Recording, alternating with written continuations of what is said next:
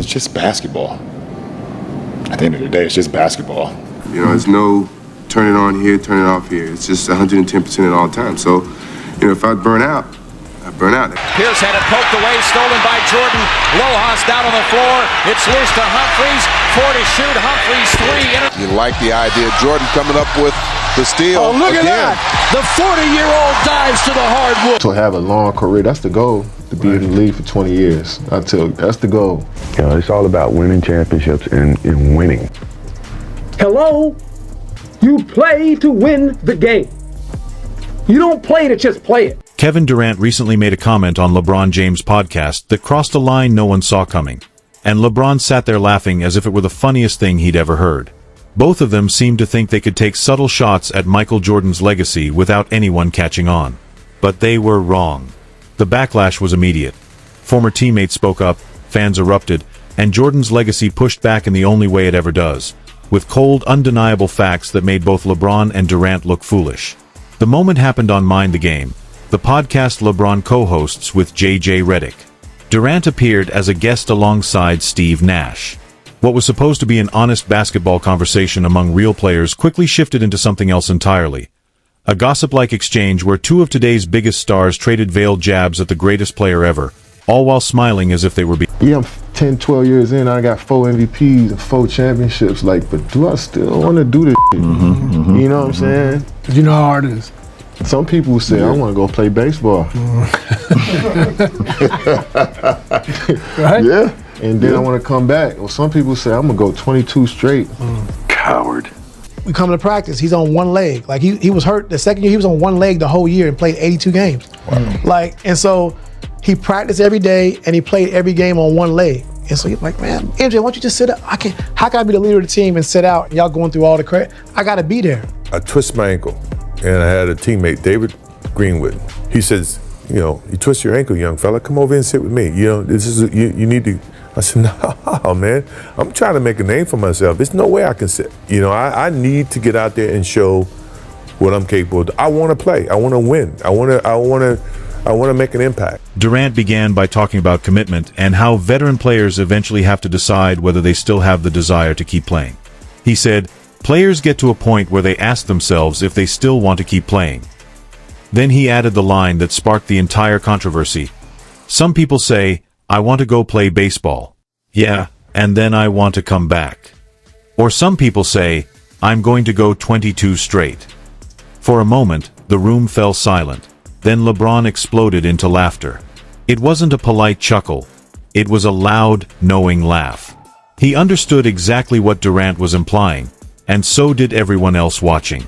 Durant was drawing a direct comparison between Michael Jordan, who briefly retired to play baseball, and LeBron, who has played over 20 consecutive seasons. The message was clear. Jordan quit, while LeBron kept going. Durant was suggesting that longevity is more valuable than pure greatness. Steve Nash nodded, LeBron kept laughing, and suddenly the tone shifted. This was no longer just a casual basketball conversation. It had turned into a subtle... All right, Laker Nerd asks, why is the triangle offense less utilized in today's game? To try to run the triangle offense right now, it'd be very challenging, just because how the game is played and also how defense is covering. 10 to shoot. Jake going right to the rack. No defensive communication. Why is ring culture so much more prevalent in the NBA than in other sports? Yeah, it's funny. Yeah, I don't know. I don't know why it's discussed so much in our sport and why it's the A-all, B-all of everything. What you just said is one of the most insanely idiotic things I have ever heard. Garth Gilmore told me one time, he played for Chicago, he said, if you expect to play a long time in this league, you better quit mopping up the floor. And I thought, well, he's crazy, because that's what basketball is all about. Bird takes it away from Wilkins, goes to the floor and gets it up ahead. Attempt to reshape the narrative, an argument that simply staying in the league is more impressive than dominating it at the highest level. That longevity matters more than being completely unstoppable. But here's the truth. They conveniently ignored the part of the story that completely destroys their argument. Michael Jordan didn't retire in 1993 because he was bored or because basketball had become too easy. He didn't walk away for fun or for a new challenge. He retired because his father was murdered. James Jordan was killed during a robbery, shot, and left on the side of the road. The man who inspired Michael, who pushed him, who believed in him before the entire world did, was suddenly gone. At the absolute peak of his career, after winning 3 straight championships, Jordan stepped away from the game. Not because he quit, but because he was grieving.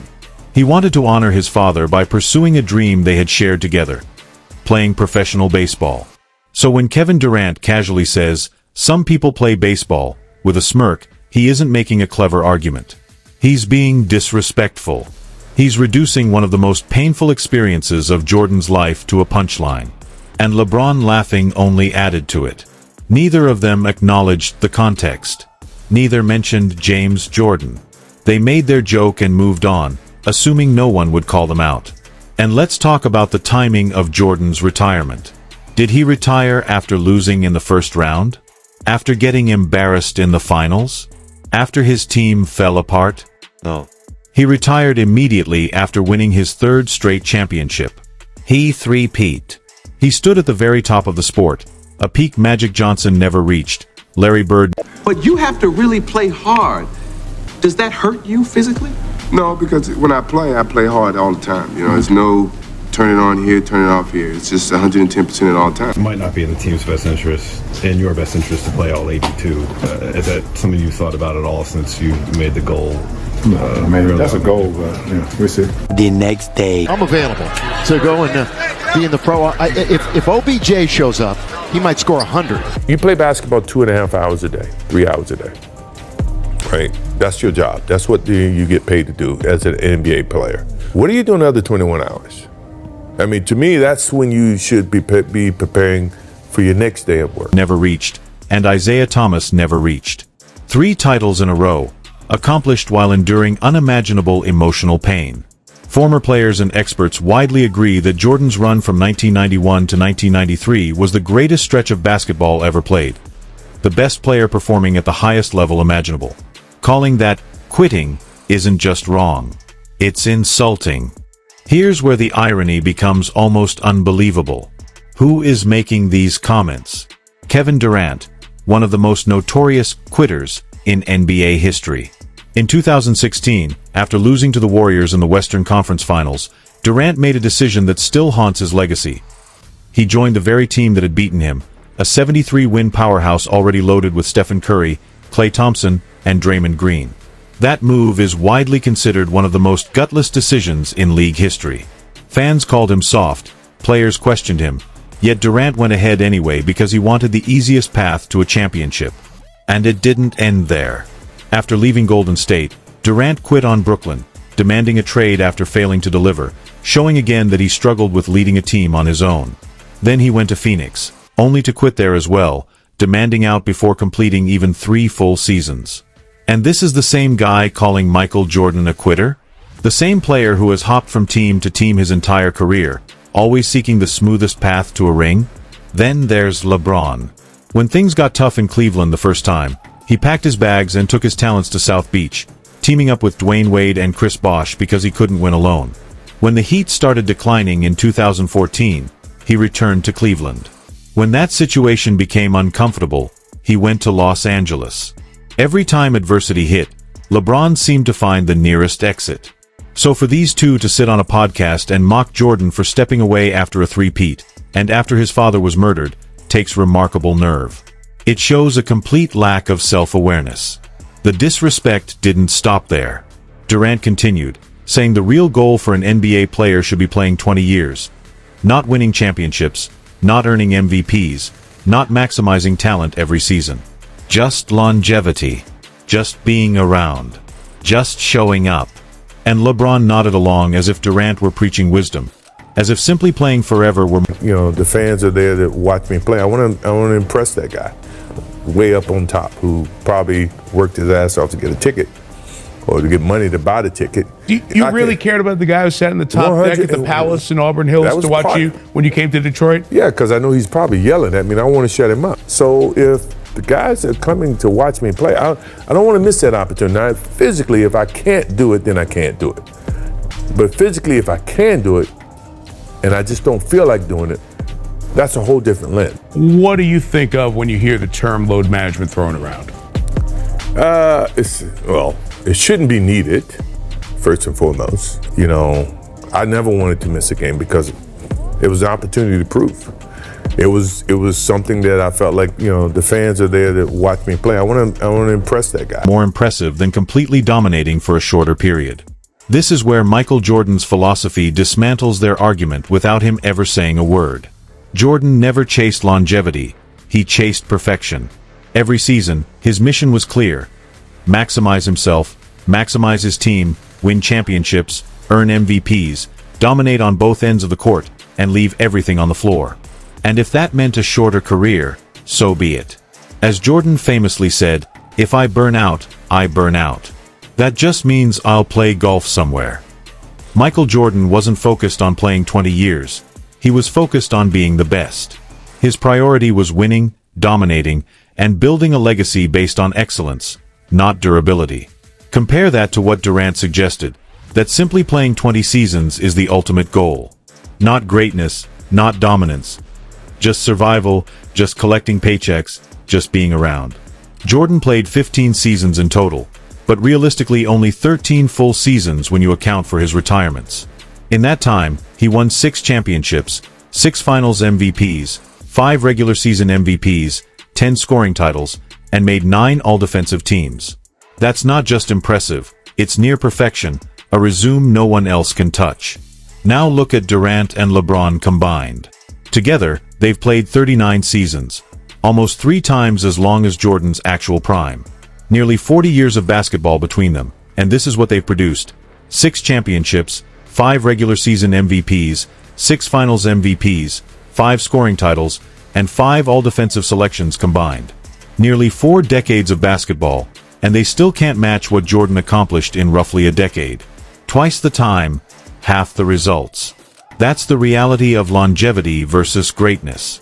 Jordan lived his philosophy from day one. As a rookie in 1984, he played all 82 games. That year, 40 players across the league played every game. It was expected. Jordan averaged 38.3 minutes per game, 4th in the league, and his total minutes ranked 3rd behind Buck Williams and Larry Bird. He was an Iron Man before sports science existed. And this was during a brutal era. More physical play, long travel, minimal medical staff, intense practices, back-to-backs, and 3 games in 4-night stretches. Yet he still showed up. Contrast that with today. In 2022, the NBA saw the fewest full seasons in history. 2023, 2024, and 2025 all broke that record again. The league has never seen worse player availability, despite having private jets, full medical teams, personalized nutrition, cryotherapy, recovery tech, and sleep coaches. Why? The mindset changed. When LeBron began load managing, resting for fatigue rather than injury, the entire league took notice. Soon, role players and bench players were resting too, and the regular season became something to manage, not compete in. Some players now even miss playoff games for rest. Fans paying hundreds for tickets are told, "Sorry, he's resting tonight." Jordan explained the difference perfectly without naming Durant or LeBron. You let the fans do that. You let the media debate it. Players don't have to. He's right. Jordan never had to campaign for his legacy. His game spoke for itself. If you think players need to respect the game, and the legends who built it, drop a comment below. And for more breakdowns exposing what's really happening in basketball, make sure you subscribe, because this conversation is far from over.